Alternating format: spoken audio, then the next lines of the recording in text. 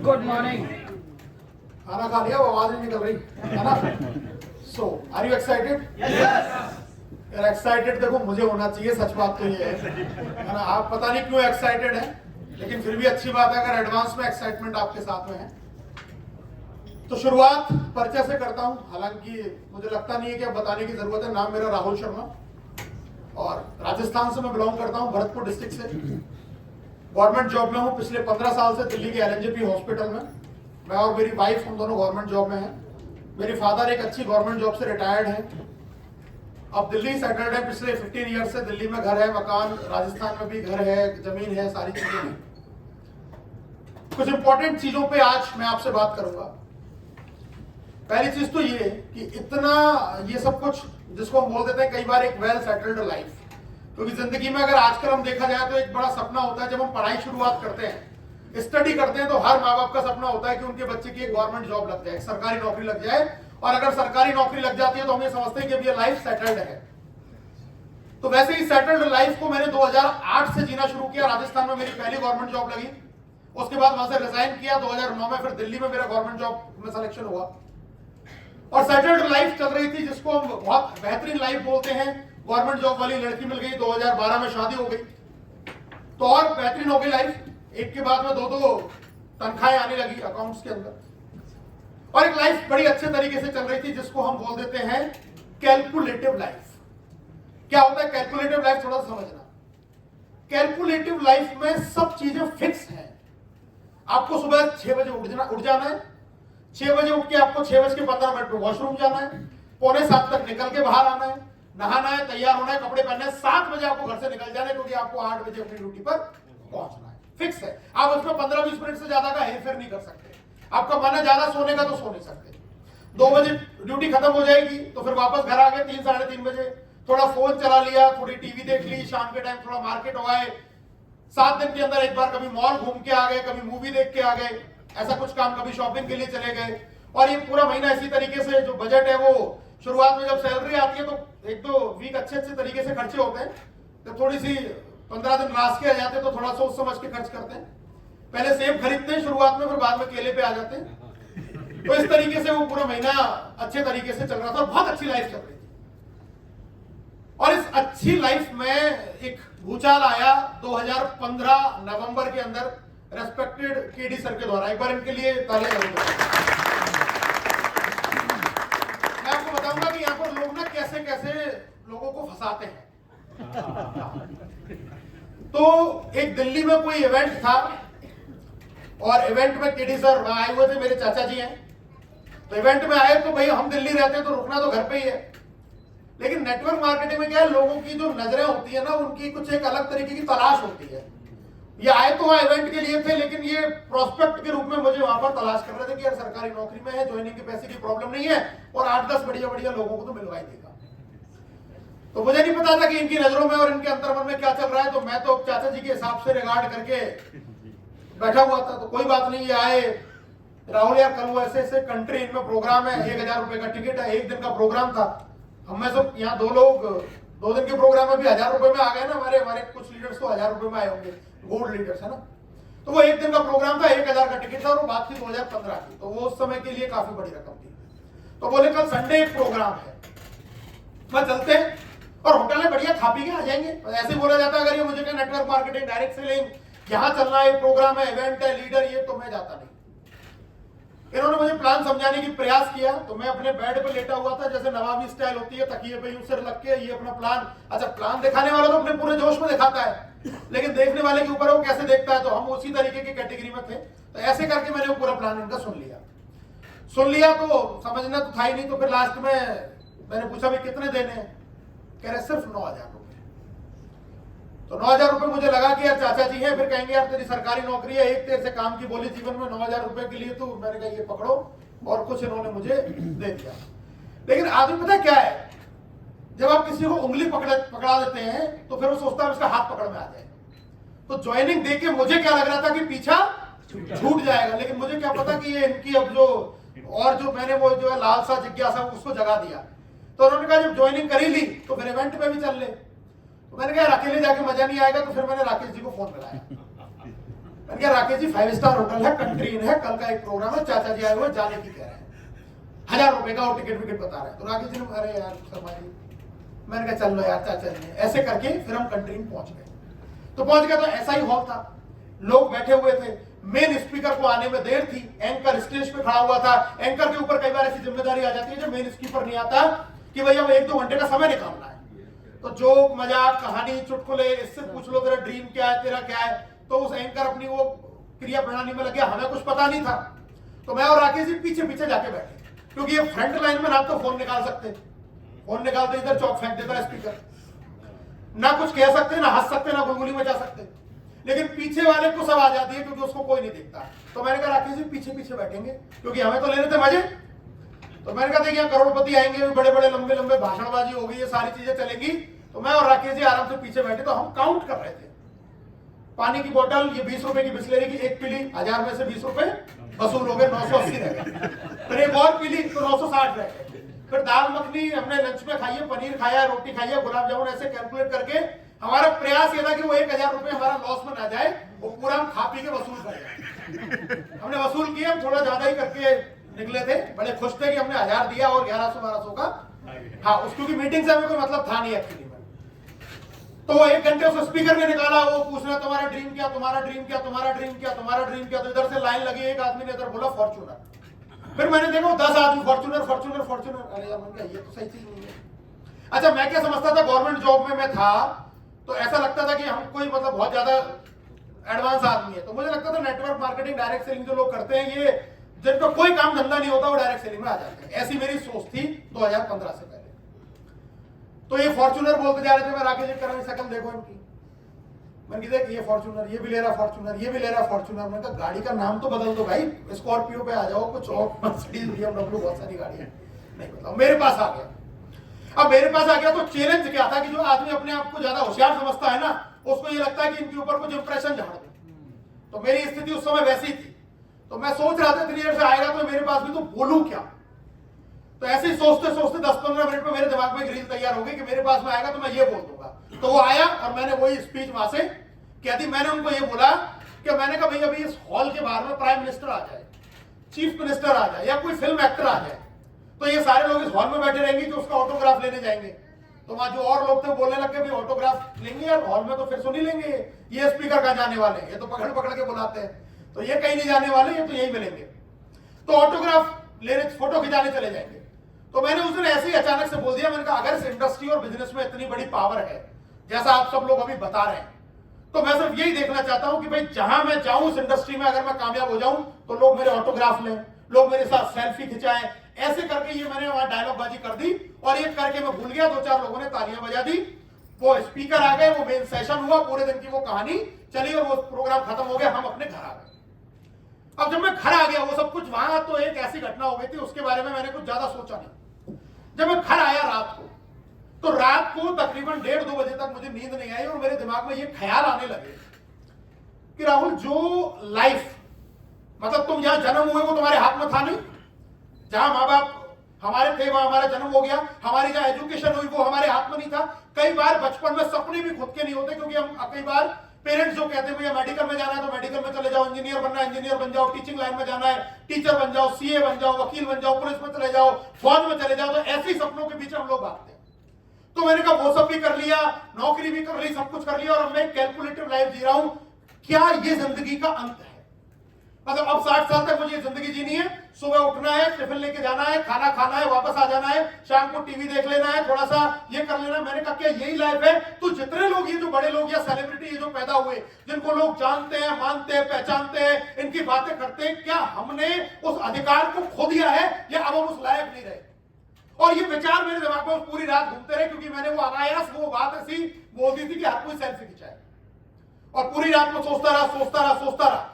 सुबह उठ के मैंने चाचा जी को फोन किया, मैंने कहा अगर इस बिजनेस में सच में इतनी ताकत है तो मैं एक बार इसको चेक करके देखना चाहता हूं। मुझे नहीं पता तुम्हारा प्लान क्या है, सिस्टम क्या है, बिजनेस क्या, मुझे कुछ नहीं पता, लेकिन अगर इस इंडस्ट्री की ताकत है तो मैं इसको चेक करके देखना चाहता हूं कि क्या वास्तव में ये इंडस्ट्री को बना सकती है जो हम अपनी कंफर्ट जोन की लाइफ में कहीं बहुत पीछे खो चुके हैं, जो हमने कभी सोचा नहीं था कि ऐसा भी हो सकता है, क्या ये वास्तव में हो सकता है। और दैट टाइम मैंने डिसीजन लिया उस प्रोग्राम के बाद में, और प्रोग्राम के बाद में फिर मैंने वहां काम करना शुरू किया। जब काम करना शुरू किया तो एक सिद्धांत मैंने जिंदगी में बनाया कि मैं हमेशा एक लाइन को फॉलो करता हूं, begin with the and in mind. यानी कि जब आप किसी चीज की शुरुआत कर रहे हैं तो अंत में या अंत क्या आने वाला है उसको याद करके शुरुआत करें। तो अगर मैं इस बिजनेस को भी शुरुआत कर रहा हूं तो फाइनल डेस्टिनेशन वहां क्या है। तो जो वो फाइनल रैंक था उसमें चेयरमैन का रैंक हुआ करता था। उस चेयरमैन को रैंक को मैंने पहले 13 महीने के अंदर उस चेयरमैन के रैंक को मैंने अचीव किया 2017 मार्च में। और 2017 मार्च में ये डिसाइड कर लिया सिर्फ 1 महीने का नेटवर्क मार्केटिंग के कैरियर में कि 10,000 लोगों का प्रोग्राम करना है इंदिरा गांधी स्टेडियम में। सिर्फ 1 साल हुआ था मुझे नेटवर्क मार्केटिंग को। हम में से बहुत सारे ऐसे लोग हैं जो 1 साल में प्लान नहीं दिखा पाते, 1 साल में प्लान दिखाना नहीं सीख पाते।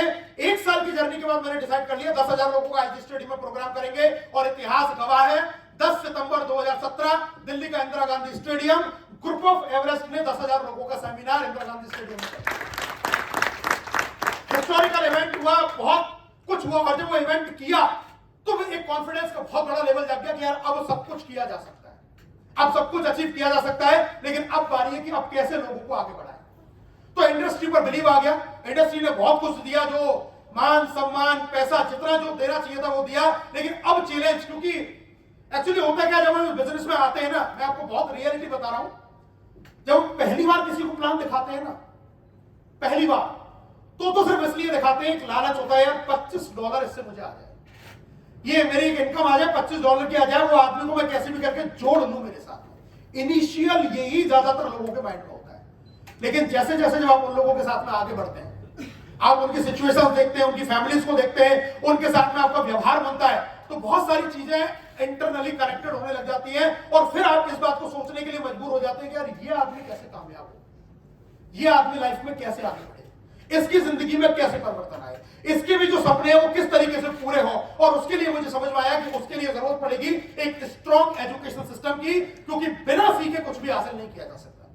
अगर आपके पास में एक राइट डायरेक्शन में राइट एजुकेशन नहीं है तो आप किसी गलत एजुकेशन को सीख लेंगे, और गलत एजुकेशन अगर आपने सीख ली तो उस रास्ते में कभी नहीं जा पाएंगे जिस रास्ते पे आप जाना चाहते हैं।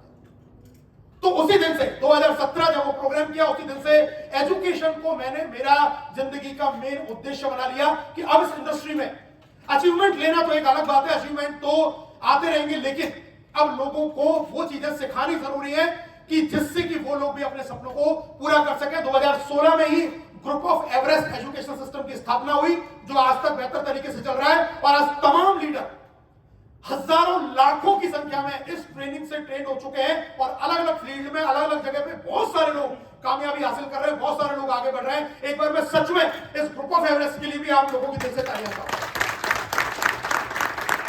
क्योंकि जैसे हम ईश्वर को मानते हैं कि करने वाला वही है, ऐसे ही सिखाने वाला है ये सिस्टम, और आप सब लोग इस सिस्टम के पार्ट है। आप ही सीखने वाले हैं, आप ही सिखाने वाले हैं, आप ही ग्रुप ऑफ एवरेस्ट हैं, आप ही इसके टीचर हैं, आप ही इसके मेंटोर हैं, आप ही इसके स्टूडेंट हैं, ये सब कुछ आप ही।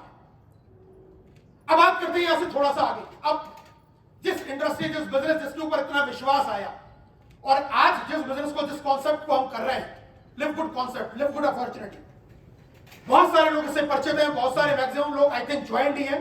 क्या पर ब्रॉन्ज, सिल्वर, गोल्ड बहुत सारे लीडर बैठे हुए हैं। नई ज्वाइनिंग में समझूंगा 5 से 10% लोग होंगे जो शायद नए लोग होंगे, बाकी 90% लोग इस बिजनेस को शुरुआत कर चुके हैं, अब शुरुआत हो गई है। लेकिन आज हम जिस चीज के लिए आए हैं, मुझे एग्जैक्टली नहीं पता कि आप किस लिए आए हैं, और अगर मैं ये पूछूंगा तो हो सकता है 1 से 1.5 घंटा 2 घंटा अलग अलग चीजों में जाए। मैं आपकी सारी बातों का, जो सारी चीजें बोलोगे, क्योंकि ये तकरीबन 40वां मेरा एलडीपी का प्रोग्राम है, इससे पहले 39 एलडीपी प्रोग्राम मैं कर चुका हूं ऑर्गेनाइज, और इस सब चीज का निचोड़ जो मुझे समझ में आया है इतने साल में, मैं आपको बता देता हूं। एक इंसान को क्या चाहिए, एक इंसान को वो जितना भी चीजें बोलता है ना, मैं तो समझता हूं एक इंसान को चाहिए सबसे पहले खुशी, उसको चाहिए हैप्पीनेस। अब वो खुशी पैसे से मिले तो भी अच्छा, और बिना पैसे के मिल जाए तो भी अच्छा, लेकिन अल्टीमेटली चाहिए हमें खुशी। भाई मैं एक लग्जरी कार लेना चाहता हूं, क्यों? क्योंकि उस कार में बैठ के मुझे क्या फील होगा? खुशी। मैं एक अच्छे घर में रहना चाहता हूं, क्यों? क्योंकि उस अच्छे घर में रहूंगा तो मुझे क्या फील होगा? खुशी। मैं अपने माँ बाप को वर्ल्ड टूर पे भेजना चाहता हूं, तीर्थ यात्रा कराना चाहता हूं, उससे मुझे क्या महसूस होगा? क्या मिलेगा मुझे? खुशी। मैं एक बच्चों को अच्छी एजुकेशन देना चाहता हूं, उससे मुझे क्या मिलेगी? खुशी। लोग मेरा मान सम्मान करें, जय जयकार करें, उससे मुझे क्या मिलेगी? खुशी। मतलब इंसान जो भी कुछ करता है वो किस चीज के लिए करता है? अपनी खुशी के लिए। तो हमारी जिंदगी की प्रायोरिटी क्या हुई कि मुझे खुश रहना है। अब खुश रहने के लिए हम अलग अलग तरीके के काम करते हैं। खुशी को हम बाहर ढूंढते हैं, लेकिन खुशी कहां पे है? खुशी बाहर नहीं है। खुशी कहां है? खुशी अंदर है। इसी रिसोर्ट में आके एक आदमी इस बात को लेकर खुश होगा, अरे यार जिंदगी में मुझे इतने अच्छे लोगों से मिलने का मौका मिला। और एक आदमी इस बात को लेकर दुखी होगा, मेरा कमरा छोटा था, खाने के समय पर मुझे रोटियां नहीं मिली, सब्जी में नमक थोड़ा सा ज्यादा हो गया था, एसी का टेम्परेचर थोड़ा सा गर्मी लग रही थी हॉल के अंदर, बातें बहुत हो रही थी, हमें तो लगा टाइम खराब हो गया 2 दिन का आगे। किसको ढूंढना है? हमें। जैसा जैसा हम सोचते जाएंगे वैसा वैसा हमारे साथ में होता चला जाएगा। तो खुशी हमें ढूंढनी कहां है एक्चुअली में? देखिए, we can't change the situation. हम परिस्थिति को बदल सकते हैं क्या? नहीं। अभी अगर भूकंप आना हुआ तो आप रोक लोगे भूकंप को? नहीं रोक सकते। तो हम सिचुएशन को नहीं बदल सकते, लेकिन उस सिचुएशन में हम अपनी एक्टिविटी से, अपनी क्रियाकलाप से ये तो डिसाइड कर सकते हैं कि मुझे उसमें खुश रहना है या दुखी होना है। अरे रोड पर एक्सीडेंट हो गया, पैर टूट गया, एक आदमी रो रहा है, हे भगवान मेरा पैर टूट गया, हे भगवान मेरा पैर टूट गया, तूने मेरे साथ क्या कर दिया? दूसरा आदमी खुश हो रहा है, जान जा सकती थी, जान बच गई, जान बच गई। एक्सीडेंट में तो जान भी जा सकती थी, सिर्फ पैर ही टूटा, ये तो 1-2 महीने में ठीक हो जाएगा, लेकिन अगर जान ही चली जाती तो क्या होता? तो सिचुएशन सेम, लेकिन हमारा नजरिया, हमारा देखने का जो एटीट्यूड है वो सिचुएशन के अकॉर्डिंग हमारी चीजों को बदल देता है। जिस चीज के लिए हम लिवगुड में आए, खुशी के लिए आए। खुशी किससे मिलेगी? आज की डेट में अगर खुशी की एक दूसरी परिभाषा है तो 99% जगह पर जो खुशी है वो पैसे से मिलती है। 1% हो सकता है कि और चीजों से भी हमें मिले, लेकिन 99% आज हम क्योंकि इस भौतिकवाद युग में रहते हैं तो 99% चीजों जो खुशी है लोगों को वो पैसे से मिलती है। तो उस मेजॉरिटी को पकड़ लेते हैं कि पैसे से अगर हमें खुशी मिलती है तो हम किस लिए आए? खुशी के लिए। खुशी के लिए क्या चाहिए? पैसा। और पैसे के लिए क्या बनना पड़ेगा? डायमंड। पैसे के लिए क्या बनना पड़ेगा? डायमंड। कि हम उस इनकम को ले पाए जिस इनकम को हम चाहते हैं, उस खुशी को हम पा लें जिस खुशी को हम चाहते हैं, तो उसके लिए बनना पड़ेगा डायमंड। अब बना कैसे जाए? बना कैसे जाए? आपको क्या लगता है? मैं आपसे एक सवाल पूछूं, आपको क्या लगता है? तो फिर से वही सेम सवाल आपसे पूछूं, कितने लोगों को आप में से लगता है कि मैं मैं नहीं, आपके लिए बात कर रहा हूं कि मैं डायमंड डिजर्व करता हूं? बने या नहीं बने का मुद्दा नहीं है। कितने लोगों को आप में से लगता है, एक बार हाथ खड़े करके मुझे बताओ कि मैं डिजर्व करता हूं डायमंड बनना? क्योंकि अगर हम अभी डिजर्व ही नहीं करते तो बनना बहुत दूर की बात है। अगर हम डिजर्व करते हैं तो बस हमें वो जर्नी तय करनी है, वो रास्ता तय करना है। तो इस हॉल में देखिए, खुशी हम चाहते हैं, है ना, पैसा भी हम चाहते हैं, लेकिन हम डायमंड बनना हम डिजर्व नहीं करते। चलिए सवाल नंबर 2 पे आता हूं। आज हम डिजर्व नहीं करते, लेकिन क्या आपकी सच्ची चाहत है डायमंड बनने की? कितने लोगों की सच्ची चाहत है? तो झूठी चाहत से हाथ खड़ा मत करना, क्योंकि बनोगे नहीं। चाहत एक्चुअली होनी सच्ची चाहिए। अगर हम कहीं भी जाते हैं, भगवान के मंदिर में जाते हैं या गुरुद्वारे में जाते हैं या हम कहीं मस्जिद में जाते हैं, कहीं भी हम जाते हैं, हमें मिलेगा वो जो हमारी सच्ची चाहत है। और अगर हमारी ये सच्ची चाहत है तो हम बाकी चीजों को तो सिर्फ हमें वो जर्नी तय करनी है, बाकी चीजों को तो हमें सीखना है, बाकी तो हमें स्ट्रेटजीज, स्टेप्स को सीखना है कि वहां तक जाया कैसे जाएगा। अब अगर चाहत सच्ची है तो मैं आपको बहुत बड़ी बड़ी लंबी चौड़ी बातें नहीं बताने वाला, मैं आपको कोई ऐसे बड़े बड़े गुण नहीं बताने वाला, मैं सिर्फ आपको छोटे छोटे 5 पॉइंट्स और 10 मिनट का अनुभव, छोटे छोटे 5 पॉइंट और 10 मिनट का एक्सपीरियंस, ये मैं आपके साथ शेयर करूंगा। उस अनुभव में से कितना आप पकड़ पाएंगे, उस एक्सपीरियंस में से कितने आप पकड़ पाएंगे, जितना शार्प और जितना जल्दी जिसने जो चीज पकड़ी वो बनेगा डायमंड। ये मेरा आपसे वादा है। अब कितना आप पकड़ते हैं ये आपको तय करना है। मेरी कौन सी बात में से, कौन सी लाइन में से आप, क्योंकि मैं बीच में हो सकता है कभी भी कोई सी भी बात बोलता हूं, समझेगा कौन? जो सुपर कॉन्शियस है, समझेगा कौन? जिसका बिल्कुल जो फोकस है, बिल्कुल जो ध्यान है, सिर्फ और सिर्फ यहीं पर रहेगा, मेरी तरफ। जिसको अब ये नहीं पता कि मेरे अगल में कौन है, जिसको अब ये भी नहीं पता कि मेरी बगल में कौन है, जिसको ये नहीं पता कि यहाँ मेरा भाई बैठा है, मेरी माँ है, मेरे पिताजी है, मेरा भाई है, मेरा दोस्त है, मेरा कलीग है, जिसको इस बात से कोई लेना देना नहीं है, जो सिर्फ ये सोच के सॉल्व में बैठेगा कि मैं अकेला यहां पर। क्योंकि डायमंड भाई बनेंगे तो पे आउट बगल वाले को तो देंगे नहीं। देंगे क्या? भीषम सर देंगे क्या? नहीं। अपनी जेब में रखेंगे और बताएंगे भी नहीं कि भाई कितना आया है, क्योंकि लेना देंगे। कुछ 5 ऐसे बेहतरीन पॉइंट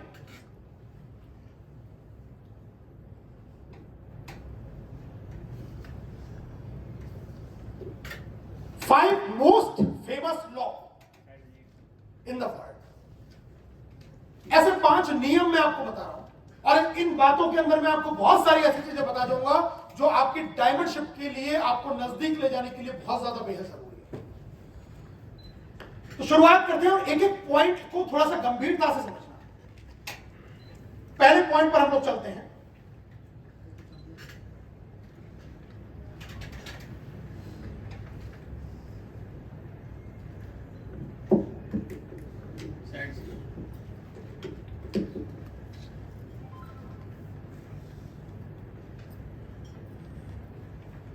आप ही करो, दूसरा लो।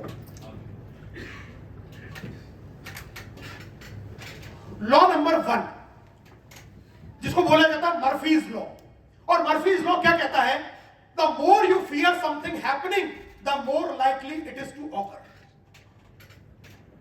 The more you fear something happening, यानी कि जिस चीज से आप जितना ज्यादा डरेंगे, जिस चीज से आप जितना ज्यादा डरेंगे कि ऐसा हो ना जाए, the more likely it is to occur, आप उस चीज को बढ़ावा दे रहे हैं कि वो आपके साथ में हो जाता है। एक्चुअली ये हमारी जिंदगी के कुछ इतने बड़े हर्डल्स जो हमारी मेहनत के बावजूद भी हमें हमारे लक्ष्य तक पहुंचने नहीं देते। अब होता क्या है?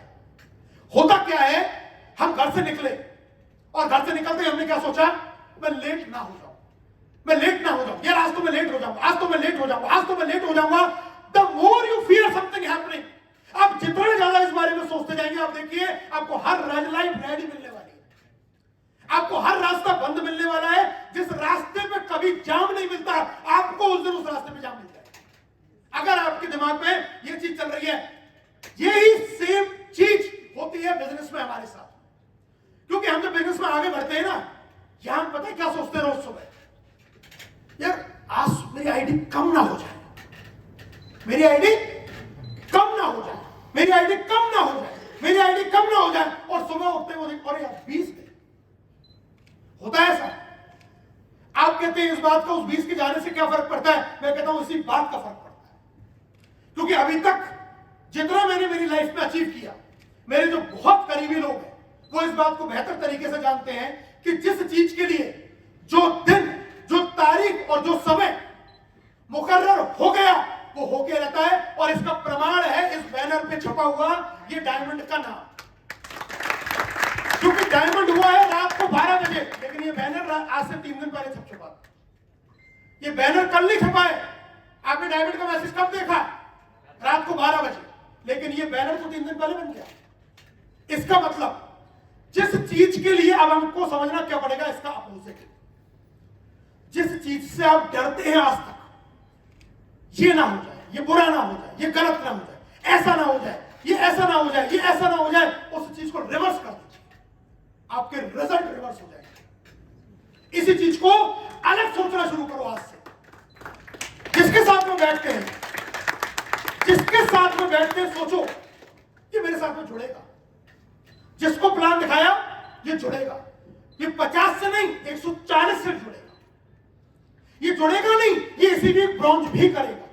ये सिर्फ ब्रॉन्ज नहीं करेगा, ये डायमंड की तैयारी तक के लिए आ रहा है। ये मेरी हर बात को मानेगा, ये ट्रेनिंग भी अटेंड करेगा, ये मीटिंग में भी आएगा, ये सेमिनार में भी आएगा, ये सारे स्टेप्स को फॉलो करेगा, क्योंकि ये मेरे साथ आ ही इस बिजनेस में कामयाब होने के लिए रहा है। आप सोचिए अपने आप के दिमाग में ये बात, आप देखेंगे रिजल्ट किस तरीके से मिलते हैं। बहुत बढ़िया।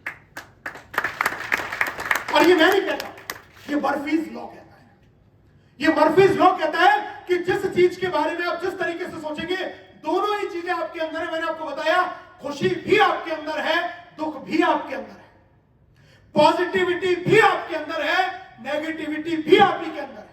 हर सिचुएशन, हर परिस्थिति हमारी ही बनाई हुई चीजें। हमें लगता क्या है कि कोई और हमारी लाइफ की कहानी को लिख देता है, कोई और हमारी जिंदगी को बदल देता है। अगर आपको याद हो, आज से 1 महीने पहले मैंने एक गाड़ी से एक वीडियो रिलीज किया था और उस वीडियो में मैंने एक बात बोली थी कि इस दीपावली तक, 2 मिनट का वीडियो था, इस दीपावली तक मैं 2 आईडियों को डायमंड लेके जा रहा हूं और मार्च तक मैं 4 आईडी को डायमंड लेके जा रहा हूं। कितने लोगों ने देखा वीडियो? बहुत सारे लोगों ने देखा है। ये 1 महीने पहले की बात थी। और सोचिए 1 महीने पहले जब मुझे ये लग रहा था कि आईडी जो डायमंड है वो कब तक जाएगी, दिवाली तक, लेकिन अभी तो दीपावली में बहुत दिन है, अभी हो सकता है दीपावली से पहले पता नहीं क्या क्या करिश्मे या कारनामे हो। चीज क्या है, ये लॉ काम करता है।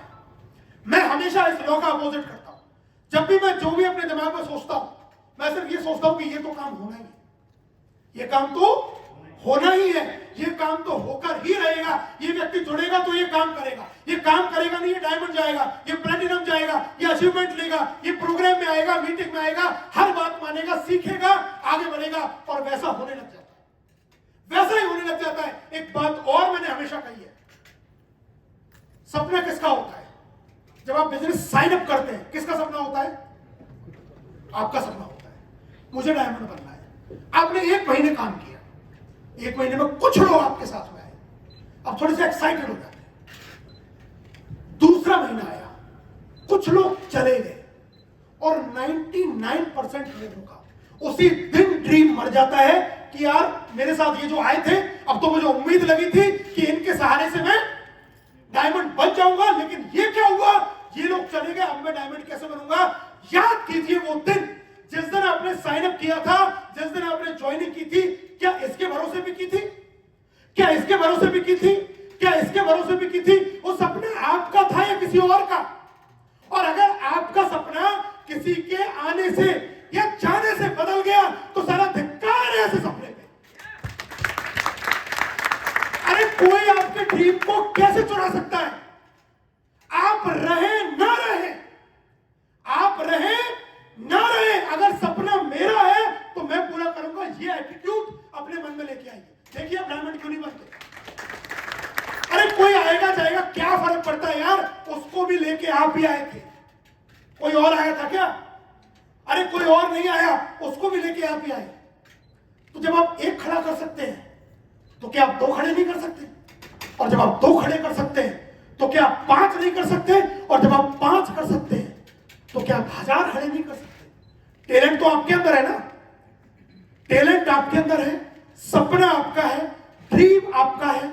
जब सब कुछ आपके हाथ में है तो ये तो किसी के ऊपर डिपेंडेंट बिजनेस है ही नहीं। फिर क्यों हम किसी और की वजह से अपने सपने को खो देते हैं, छोड़ देते हैं, पीछे छोड़ के चले जाते हैं? और यही वजह है कि अक्सर टैलेंटेड लोग भी दूसरों के बारे में सोच के अपने ड्रीम्स की कब्र खुद खोद देते हैं। मैं नहीं करता है, मुझे कोई इस बात से फर्क नहीं है कि कौन मेरे साथ में खड़ा रहेगा, कौन छोड़ के जाएगा। जो साथ है उसके साथ, और जो नहीं है उसके बिना, लेकिन कामयाबी तो हासिल करके रहेंगे, कामयाबी तो हासिल करके रहेंगे। इस नियम को उतारिए, अपने अंतर्मन में उतारिए। आज के बाद कभी भी अपने मन में कोई भी डाउटफुल चीज मैं लेके नहीं आऊंगा। अगर मेरा सपना डायमंड है तो बस जब तक मैं डायमंड बन नहीं गया तब तक, और इसके अलावा मुझे कुछ भी सुनना, कुछ भी कहना, कुछ भी बात करना मंजूर नहीं। सिर्फ डायमंड, एक टारगेट, एक लक्ष्य, एक विजन। बीच में क्या होता है क्या नहीं होता, क्या होता है क्या नहीं होता, मुझे इससे कोई मतलब नहीं। जब तक मैं वो हासिल नहीं कर लूंगा तब तक मैं रुकूंगा नहीं। और यहां पर मुझे 2 बातें और याद आता है, 1-2 लाइन उसी मीटिंग की बात बता रहा हूं, फर्स्ट मीटिंग वहां एक अपलाइन थे और उन्होंने आके 2 लाइनें बोली कि नफस में उतरना कमाल होता है। नफस में उतरना कमाल होता है। नजर नजर में ठहरना कमाल होता है। और ये लिव गुड के लिए स्पेशल है कि बुलंदियों पर पहुंचना कोई कमाल नहीं, बुलंदियों पर बने रहना कमाल होता है। तो ये डायमंड तो हजारों बनेंगे, लेकिन मुद्दा ये है कि उस डायमंड को मेंटेन कौन करेगा, उस बुलंदी पर टिका कौन रहेगा। And that is called actual leadership qualities, जो इसको बचाए। क्योंकि बनने वाले बहुत बनेंगे, आज से पहले भी बहुत बने, आज के बाद भी बहुत बनेंगे। तो आज से एक नियम अपने दिमाग में बनाइए कि आज के बाद अगर मुझे डायमंड जाना है तो डायमंड तक रुकूंगा नहीं। और अगर कोई समस्या आज भी लगती है कि मैं ये नहीं कर सकता, तो एक फेयर सलाह देता हूं, आज ही उस बिजनेस को छोड़ देना, अपना समय खराब मत करना। क्योंकि आप 3 महीने बाद छोड़ें, 2 महीने बाद छोड़ें, 1 महीने बाद छोड़ें, किसी 4 लोगों को सिस्टम में लाके उसका ड्रीम जगाने के बाद छोड़ें, बेहतर ये आप आज ही छोड़ दें। अगर आप डायमंड बनने की आपके अंदर ख्वाहिश नहीं है, अगर फाइनेंशियल फ्रीडम की आपके अंदर चाहत नहीं है, अगर पैसा कमाना आपकी प्रायोरिटी पर नहीं है, अगर खुशी आपकी प्राथमिकता नहीं है, तो इस सिस्टम को आज छोड़ जाए। अपना और अपने जानने पहचानने वाले लोगों का समय, पैसा, एनर्जी बर्बाद ना करें। Clear point? Next, Kidlin's law. ये लॉ क्या कहता है? If you write a problem down clearly and specifically, you have solved half of it. अगर आपकी जिंदगी में कोई भी समस्या है और आप उसको बिल्कुल क्लियर लिख देते हैं, एग्जैक्ट लिख देते हैं, चाहे आपके ऊपर मैं ये कहता हूं 50 लाख रुपए का कर्जा है, कितने का? 50 लाख रुपए का कर्जा है, उस बात को पेपर पर लिख दीजिए। 5 लाख का बैंक का लोन, 10 लाख इस दोस्त से लिए, इसकी इतनी इंटरेस्ट चल रही है, इसकी इतनी ईएमआई जा रही है, इसका इतने साल का ईएमआई जा चुका है, इतना बचा हुआ है, इतना मेरी इनकम है, इतने तरीके से मैं कर रहा हूं। अगर आपने अपनी जिंदगी की कोई भी प्रॉब्लम को क्लियरली लिख भी दिया, समझिए आधी प्रॉब्लम आपने सॉल्व कर ली। हमारी जिंदगी की प्रॉब्लम सॉल्व क्यों नहीं होती पता है आपको? क्योंकि हमें प्रॉब्लम ही क्लियर नहीं है। हम सॉल्व इसलिए नहीं कर पाते क्योंकि हमें पता ही नहीं है। हम जैसे दलदल में आदमी हाथ पैर मारता है ना, ऐसे जिंदगी में हाथ पैर मारते हैं सफलता को प्राप्त करने के लिए। अगर एग्जैक्टली आपको ये पता है, एग्जैक्टली आपको ये पता है कि मेरी जिंदगी की सबसे बड़ी प्रॉब्लम, अब इस बात को भी मैं बदल देता हूं। इस बात को मैं क्या बदल देता हूं? अगर आपको ये पता है कि what is your clear goal, इस प्रॉब्लम की जगह शब्द ले आइए, if you right a goal clearly and specifically, you have achieved half of it. अगर आपने अपने गोल को बिल्कुल स्पष्ट और क्लियरली लिख लिया, इसका मतलब आप आधा गोल अचीव कर चुके हैं। आपने अगर लिख दिया एक बार, मुझे डायमंड जाना है, मुझे डायमंड जाना है, सिर्फ आपको वो नजर आ रहा है, सिर्फ आपको वो नजर आ रहा है, उसके अलावा और कुछ नहीं, तो समझिए आपने आधी जर्नी तय कर ली। अब आधा काम बचा है, डायमंड का टारगेट हो गया आपका आधा। लेकिन what is the problem? Problem क्या है? हम अपने गोल को क्लियरली लिखते ही नहीं। हम अपने गोल को क्लियर लिखते नहीं, हमारे माइंडसेट में ये क्लियर है ही नहीं कि यार मुझे ये बनना है। हम तो क्या कह रहे हैं, चल करके देख लेते हैं, करके देख लेते, बन गया तो ठीक, नहीं बना तो फिर कुछ और कर लेंगे। इस कंपनी में नहीं बने, अगली में, उसमें भी नहीं बने तो फिर अगली में, उसमें भी नहीं बने तो अगली में। और कोई तो 10 कंपनी एक साथ कर रहा है, क्या पता किस में बन जाऊं, लॉ ऑफ एवरेज ही काम कर जाए।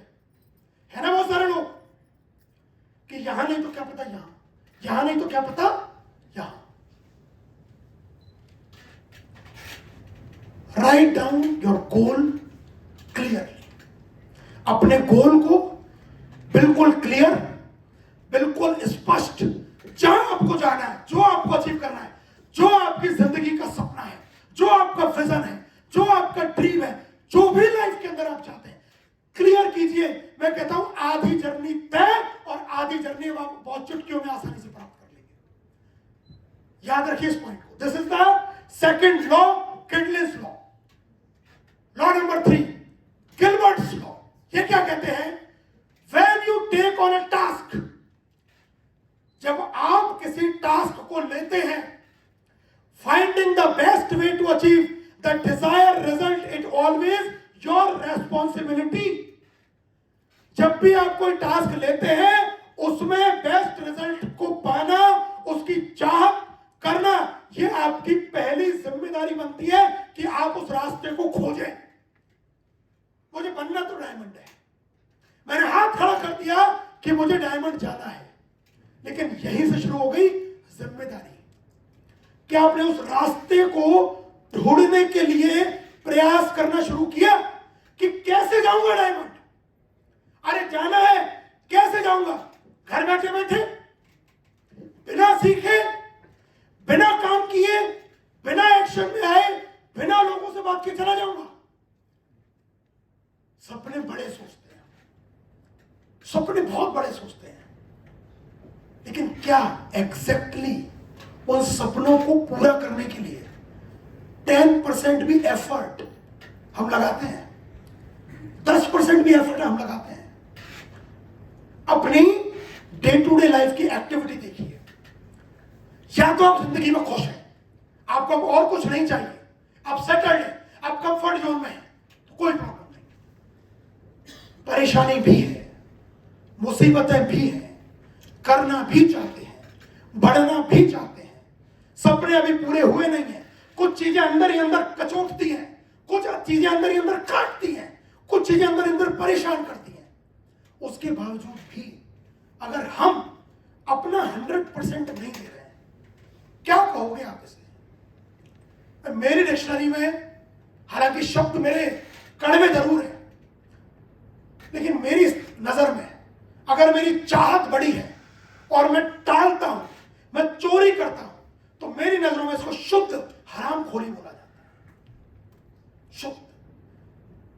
क्या परिवार की खुशी से बड़ी कोई चीज है हमारे लिए? क्या बच्चों से, पेरेंट्स से बड़ा कोई है हमारे लिए? उनकी खुशी के लिए, उनकी जिंदगी की बेहतरी के लिए हम अगर प्रयास नहीं कर रहे, जबकि हम कर सकते हैं, अगर हम नहीं कर रहे, मुझे बताइए क्या कहोगे आप अपने आप को? अरे शीशे में जब देखोगे ना, और अगर आप कोई सच्चे व्यक्ति हो, शर्म आ जाएगी। अगर आप अपना समय खराब करते हैं, अपने परिवार की, अपने बच्चों के भविष्य को बेहतर बनाने के लिए अगर आप काम नहीं कर रहे हैं, तो शर्म आ जाएगी आपको आईना देख के। क्या कर रहे थे?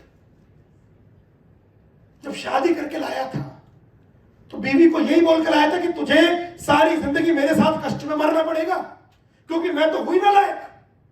जब बच्चे पैदा किए क्या सोच के किए कि भाई जैसा मैं एडजस्ट करूंगा, जैसे मैं रखूंगा, ऐसा ही रहना पड़ेगा, क्योंकि मैं तो नालायक बाप हूं। क्या ऐसे ही है क्या? मुझे तो नहीं लगता कि आप ऐसे हैं।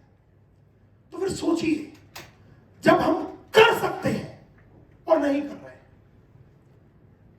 जब आप इसका जवाब पूछेंगे ना अपने आप से, आपकी रूह कांप जाएगी। जब आप सच्चे मन से इस चीज का जवाब पूछेंगे, तो जब आप कोई भी टास्क पूरा करने हैं और उसके लिए आपको बेस्ट रिजल्ट चाहिए, तो देखिए उसके लिए मेरी क्या जिम्मेदारी बनती है कि मैं अब डायमंड कैसे बनूंगा। और मुझे तो एक ही चीज समझ में आती है, अगर बनना है तो भाई साहब कस के पकड़ लो उस आदमी को, कस के पकड़ लो और उसकी हर बात को मानना शुरू कर दो। मैं कहता हूं अगले 1 साल में डायमंड जाओगे। तो या तो हमें आता है तो हम बन जाए, और हमें नहीं आता तो फिर उसकी बात मान ले जो बन गया है। दो ही तरीके, इसके अलावा और कोई तरीका मेरे समझ में नहीं आता। भाई मैंने जब इस बिजनेस को ज्वाइन किया तो मुझे सिर्फ एक ही चीज समझ में आई। कोई लोग कहता था $50, कोई कहता है $10, कोई कहता है सब्सक्रिप्शन, कोई कहता है ये नहीं हो रहा, वो नहीं हो रहा। मुझे एक चीज समझ में आई, भाई टिम मिलर 70 लाख 80 लाख रुपया हर महीने कमा रहा है, पैर से विकलांग है, व्हीलचेयर पे रहता है, घर के कमरे में बंद है, कोई मीटिंग नहीं लेता, कोई सेमिनार नहीं लेता, कहीं वीडियो कॉलिंग से नहीं आता। वो आदमी जब 80 लाख रुपया महीना घर बैठे इसी बिजनेस से, इसी प्लान से, इसी कॉन्सेप्ट से कमा रहा है, तो फिर मुझे और कुछ देखने की जरूरत कहां है? मैं क्यों देखूं गया और काम नहीं कर रहा, मैं क्यों देखूं इसकी टीम कम हो गई, मैं क्यों देखूं इसका सब्सक्रिप्शन नहीं हुआ, मुझे मतलब ही नहीं इस चीज को देखने से। मुझे तो दिखता है 80 लाख, 70 लाख, 75 लाख, 1 करोड़, 1.5 करोड़, मैं क्यों देखूं इन चीजों को? कौन देखता है? जिसका सपना वो है ही नहीं, जिसका सपना डायमंड नहीं है वो ये देखेगा, और जिसका वो है, मैं तो टिम मिलर का पे आउट देखता हूं। 80 लाख आया है, इसका आ सकता है, आपका क्यों नहीं आ सकता? आपका क्यों नहीं आ सकता? आ सकता है, नहीं आ सकता? अरे उसका 6 महीने पहले आ गया, तुम्हारा 6 साल बाद भी आ गया, तो 6 साल में 70-80 लाख रुपया महीना कम पड़ता है क्या? कम है? कम नहीं है। सिर्फ एक चीज, take your responsibility to achieve your goal, to achieve your dream. किसी और के लिए नहीं, किसी और के लिए मत लीजिए जिम्मेदारी। मैं नहीं कहता कि अपने अपलाइन के लिए लीजिए, अपनी टीम के लिए लीजिए, मैं कहता हूं अपने परिवार के लिए तो लीजिए कम से कम। कि अगर उनकी खुशी के लिए मुझे अगर फाइनेंशियली एक स्ट्रॉन्ग व्यक्ति बनना है तो मुझे यहां वो अचीव करना पड़ेगा, और उसके लिए मेरी जिम्मेदारी बनती है कि वो रास्ते में तलाश करूं कि कैसे बनूंगा। या तो मैं ढूंढ लूं या फिर मैं अनुसरण करना शुरू कर दूं जो उस रास्ते पे चल चुके हैं। चॉइस इज ऑलवेज योर्स, हमेशा चॉइस आपकी। या तो आप अपना रास्ता बना लीजिए, या फिर अगर किसी ने रास्ता बना दिया है तो उस पर चलिए। दोनों ही सिद्धांत है। मेरा सिद्धांत है मैं रास्ता बनाता हूं, आप भी इस रास्ते को चुन सकते हैं, लेकिन अगर आपको लगता है कि मैं रास्ता नहीं बना सकता तो अनुसरण कर लीजिए। एक काम तो करिए, चॉइस आपकी है। आप चाहे अपना रास्ता बनाएं, चाहे तो सफल रास्ते पे चल पड़े, लेकिन इट इज योर रेस्पॉन्सिबिलिटी। किसी को नहीं पड़ी, किसी को नहीं पड़ी कि कोई आपकी जिंदगी को बनाने आए। गोपाल जी क्या लगता है, किसी को पड़ी है कि वो गोपाल जी के घर जाएगा, उसको फोन करेगा, उसको बोलेगा कि भाई तेरे परिवार की जिम्मेदारी तेरी है, तेरे परिवार की खुशियां तेरी है, तुझे इसके लिए काम करने की जरूरत है, तुझे इसके लिए जागने की जरूरत है, तुझे इसके लिए मेहनत करने की जरूरत है। कोई बताएगा क्या किसको पड़ी है? आजकल घर में घर वालों को नहीं पड़ी, आजकल भाई भाई को नहीं पड़ी कि कामयाब हो जाए। किसी को पड़ी है क्या कि आप कामयाब हो जाए? किसी को पड़ी है नवाब साहब? किसको पड़ी है? अगर हमें हमारी नहीं पड़ी, अगर हमें खुद की नहीं पड़ी, हम क्या सोचते हैं किसी दूसरे को हमारी पढ़नी चाहिए? क्यों रवि जी, किसी को हमारी पढ़नी चाहिए? अगर हमें अपनी चिंता खुद नहीं है, कोई और करेगा क्या? करेगा क्या कोई और? कोई नहीं करने वाला। किसी को नहीं पड़ी, जिम्मेदारी हमें उठानी पड़ेगी, क्योंकि परिवार हमारा, सपने हमारे, बच्चे हमारे, माँ बाप हमारे, तो जिम्मेदारी उठाएगा हम ही उठाएंगे, है ना? किसी को नहीं पड़ी, किसी को कोई फर्क नहीं पड़ता आप कामयाब बने ना बने, किसी को कोई फर्क नहीं पड़ता आपके घर में खुशियां आए ना आए, लेकिन अगर आपको भी फर्क नहीं पड़ता तो ये बहुत बड़ा सोचने का विषय है कि अगर आपको भी इस बात से फर्क नहीं पड़ रहा है कि मेरी जिंदगी कैसे बेहतर हो, तो किसी को नहीं पड़ी।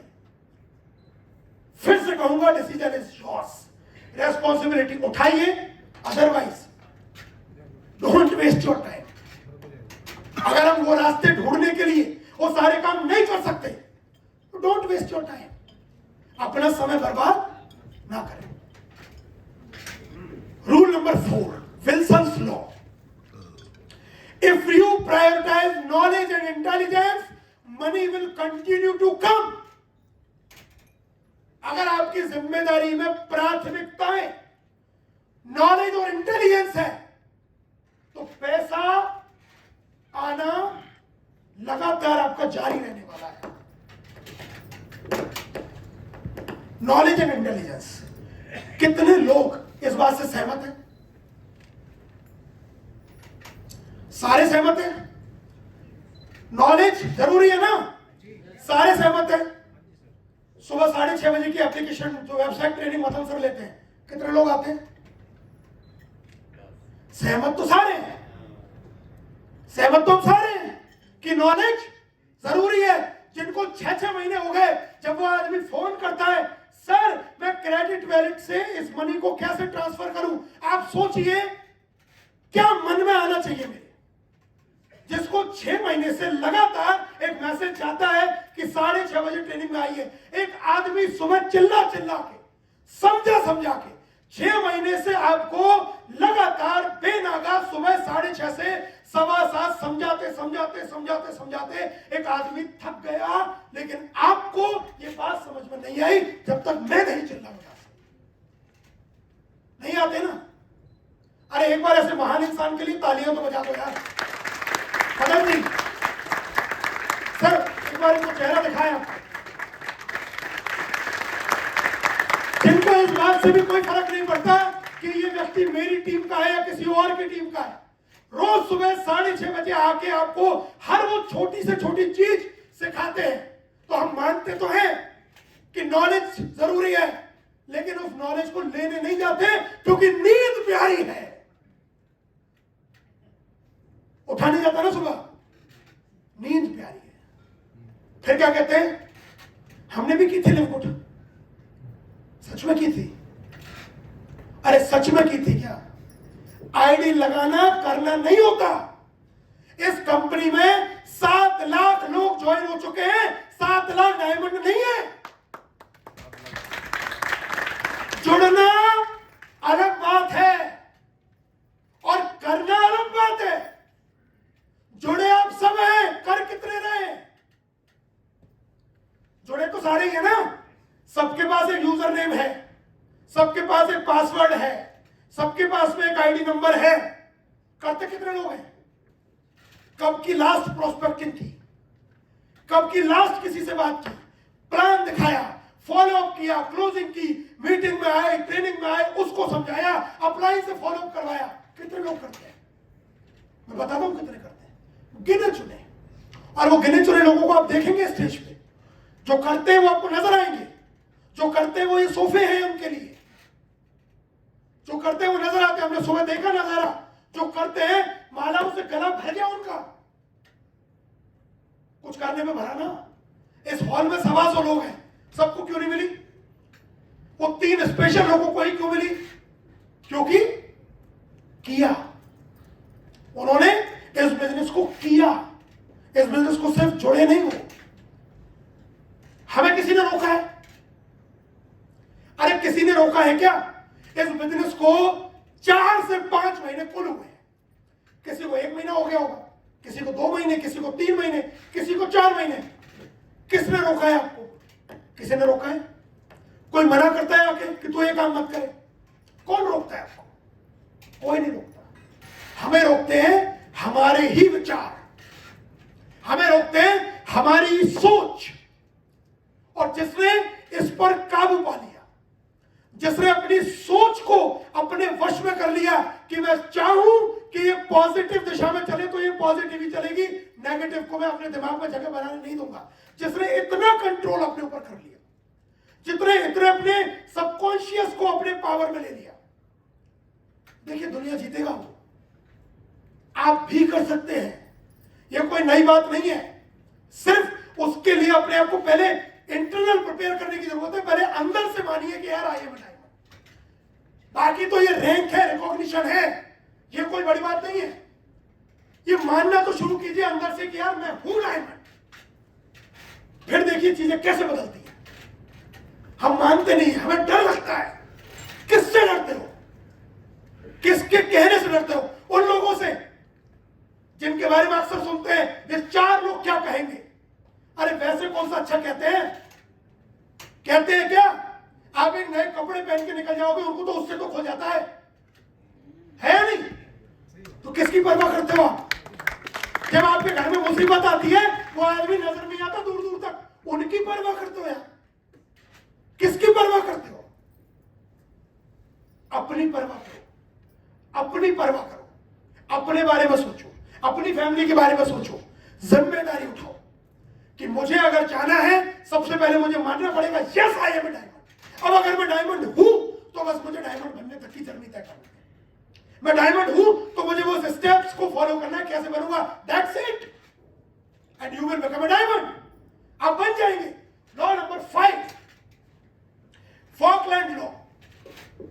If you don't have to make a decision, if you don't have make a decision about something, then don't decide. अगर आप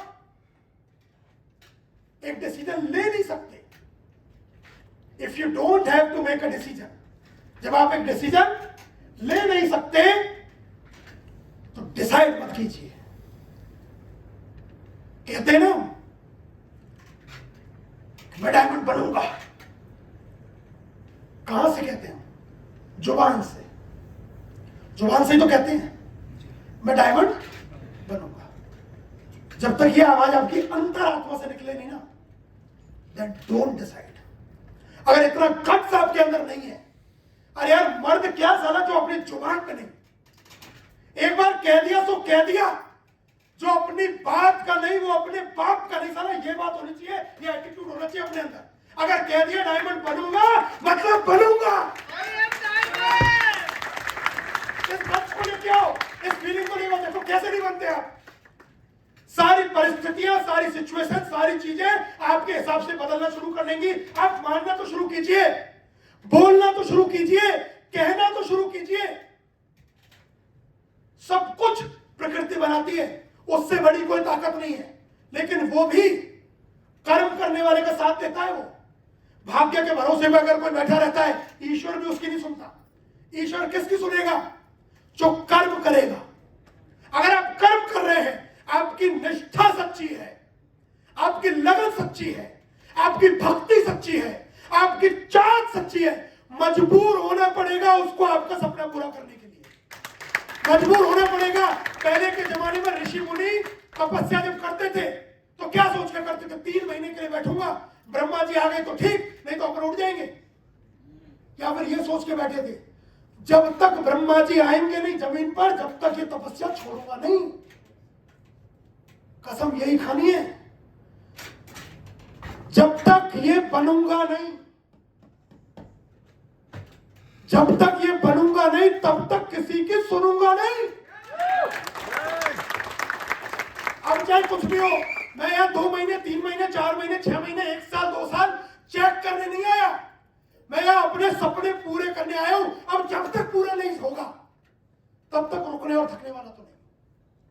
और अगर किसी को ऐसा लगता है कि भाई मैं रुकूंगा और थकूंगा, तो